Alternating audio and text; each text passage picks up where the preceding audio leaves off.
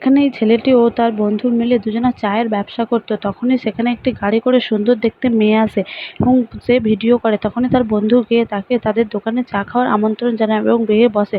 সেই ছেলেটি মেয়েটিকে দেখে খুব পছন্দ হয়েছে এবং তাকে বলে আমি চা দিচ্ছি এবং চা দেয় এবং মেয়েটির চাটা খেয়ে খুব ভালো লাগে।